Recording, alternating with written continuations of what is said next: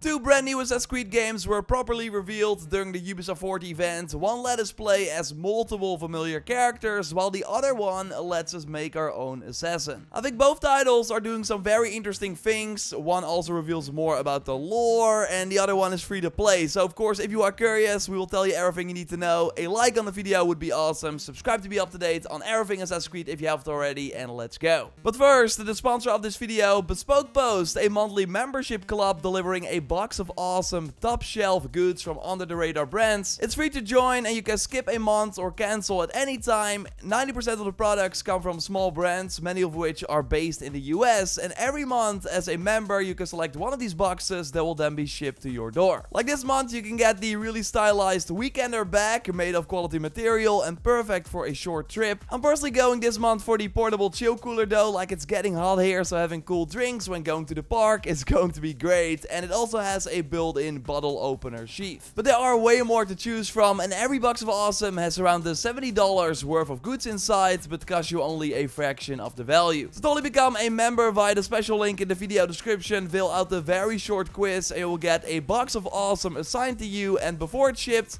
you will get a preview of what comes inside, so they can decide if you like it and want to keep it, swap it for a different box, or skip the month entirely for no charge, like you only pay for what you want. So again, check Bespoke Post out via the special link in the video description and use my code JorRaptor20 at checkout for 20% off, or go to bespokepost.com/JorRaptor20. Thanks to Bespoke Post for sponsoring the video, and now let's get back into it. I was pretty impressed by the graphics of codename Jade. Like, this looks like a PS4 and Xbox One game, while it is of course a mobile title. Yes, set in ancient China during the Third Crusade 215 BC, so between Odyssey and Origins. This is an important time in the Chinese history, as this is when the Qin dynasty started construction of the Great Wall to protect important trade routes, and overall opened an era of cultural and trade exchange between East and West. So one big change that you might be aware of is that there's a character creator in this game to make your own male or female assassin. Overall though, as you maybe already see, it's a lot like Odyssey, but then in China and for iOS and Android. But still expect the same open world and mission design and similar combat, but then with controls made for your phone that look pretty decent. They also made some interesting changes to the RPG formula. So for one, this game seems to have 8 equipment slots like helmets, a chest, etc. instead of the 5 that we had in Odyssey and Valhalla. The outfits so far look pretty awesome, and I think I spotted the pilgrim armor that you can also get in Odyssey, like somehow that's making its way over to codename Jade. Look at this art, and then here next to each other,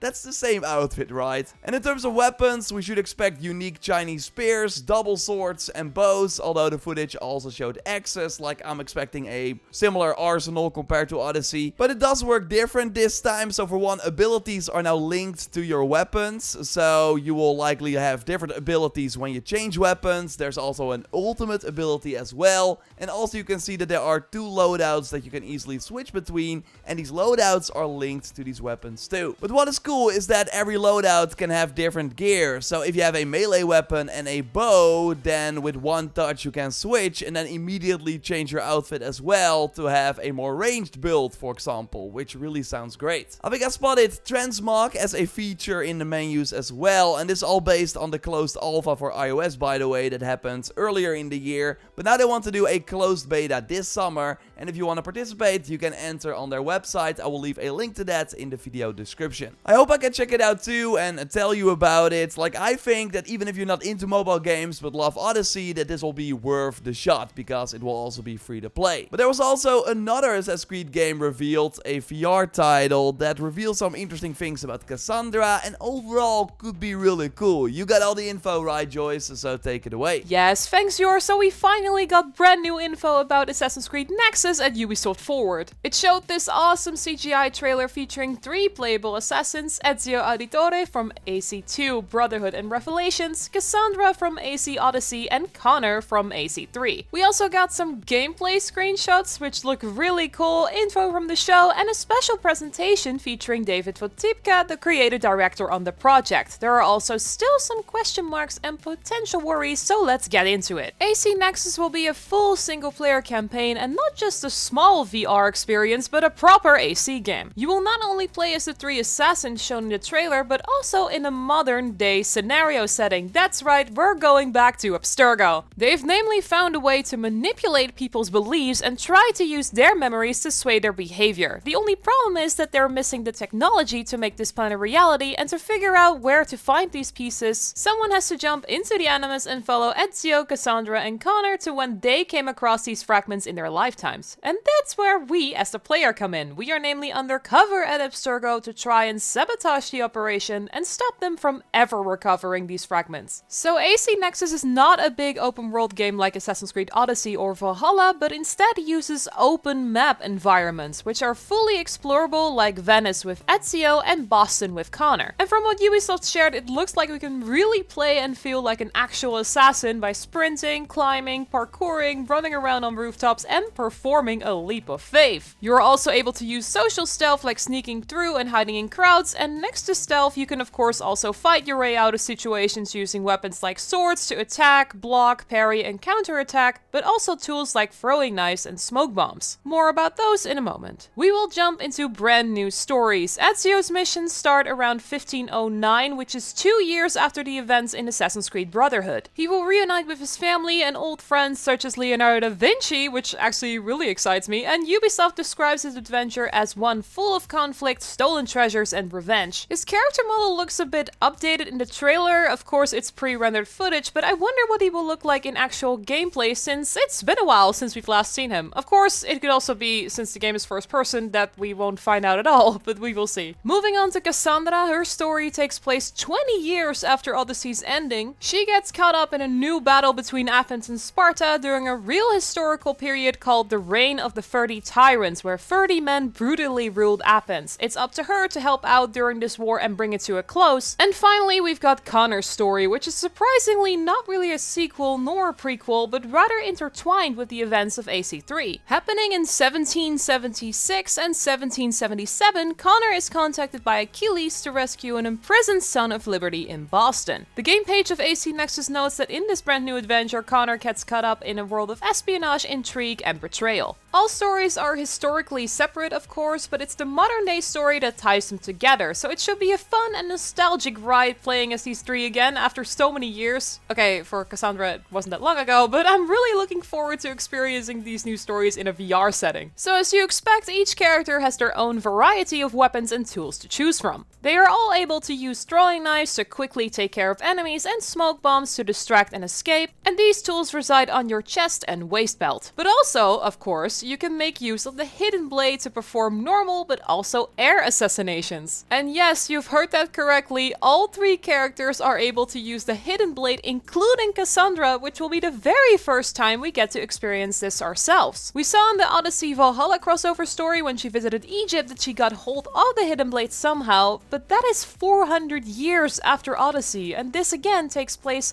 20 years after Odyssey's ending, so it seems like she got it way before that. Ezio and Connor got 2 hidden blades, by the way, which makes sense looking at their previous games, and as we saw in the trailer, you can deploy them by performing a motion. David notes that you hold the top trigger, flick your wrist open with the gesture, and the hidden blade deploys. Can't wait to actually try this out for myself because it sounds very satisfying. Besides the hidden blade, we can also use melee weapons, which we can draw from our hip. Connor uses his tomahawk, and Ezio and Kassandra both get swords. We see in the trailer that Kassandra uses the hero sword, for example, but we also get a look at the sword of Damocles in this screenshot, which he got after defeating Deimos in AC Odyssey, and kind of makes me think there should be a variety of swords to choose from in the game. And for ranged weapons, we get bows, which are equipped by a reach over the shoulder, kind of expecting a motion similar to other VR games like recently in Horizon Call of the Mountain. Ezio has a one-handed crossbow, Connor a regular bow, and David notes in the Ubisoft blog post that Kassandra has a special bow, which he won't spoil. Okay, so is it a special bow from Odyssey? I mean, the Hades bow would be an awesome choice, or a new bow we haven't seen before. Like, is it made by a character we already know? Your thoughts are, of course, course more than welcome in the comments down below. But yeah, even after watching the trailer, I can see why motion sickness could be an issue. Ubisoft does try to combat it with some features like teleport locomotion instead of walking that will also not break stealth detection, or dynamic vignetting that blackens out the edges of the screen when objects are near, and they've also got something in place for people who are afraid of heights. Still, without them showing gameplay, it's hard to see how this will all play out, but at least this brand new stories and playing as these 3 characters sounds cool. Releasing holiday 2023 to MetaQuest 2, 3 and Pro, and we will totally keep an eye out, so subscribe for more info. A like on this video would really help us out, and you can watch our previous video by clicking on the screen. Thanks for watching, and we'll see you in the next one. Goodbye!